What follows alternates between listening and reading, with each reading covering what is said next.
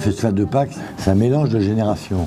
On a commencé par une génération, qui est la génération Renaud Capuçon. Et la deuxième génération, c'est Bertrand Chamaillou, Jérémy Horaire, le Quatuor Ébène. Après, une autre génération encore. Et avant, on est à la quatrième génération. C'est des gens qui ont 20 ans, quand les autres ont 40 maintenant.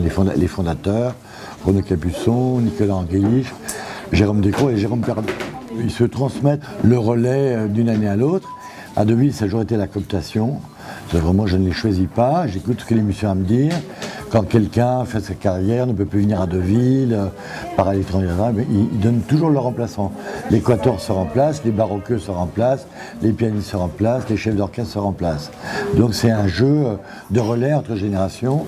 Ils sont tous très amis et chaque édition à Deauville, ça mélange des générations.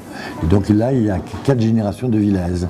Des vieux comme Bertrand Chamaillou, qui va avoir 35 ans, jusqu'aux jeunes gamins, Théo Fouchenray ou Justin Delors, qui ont 20, 22 ans, 23 ans.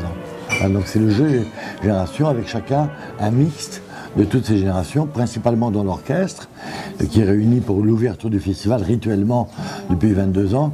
Quelques aînés et les plus jeunes, ceux qui ne jouent pas encore à Deauville, qu'on va inviter à l'autre musicale qu'on avait créé à la demande de Philippe Augier, pour avoir les plus jeunes musiciens, pour les observer, pour voir ceux qu'on ferait entrer dans le jeu du Festival de Pâques. Donc l'orchestre, qui s'appelle Atelier de musique, et réunit les 40 musiciens de la dernière génération. Ils seront peut-être les Renaud Capuçon, les Bertrand Chamaillou, les Jérémy Horaire ou les Quatuor Ébène de demain.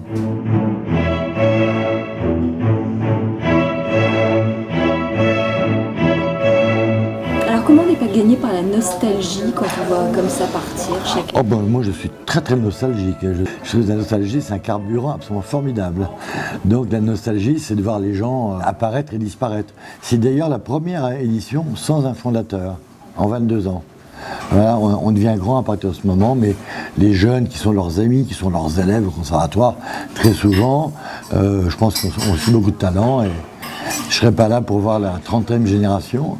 Et un de ces musiciens, Monsieur Crédra de Ville, ou un groupe de musiciens, et je pense que c'est un jeu très amusant, ce jeu de la cooptation.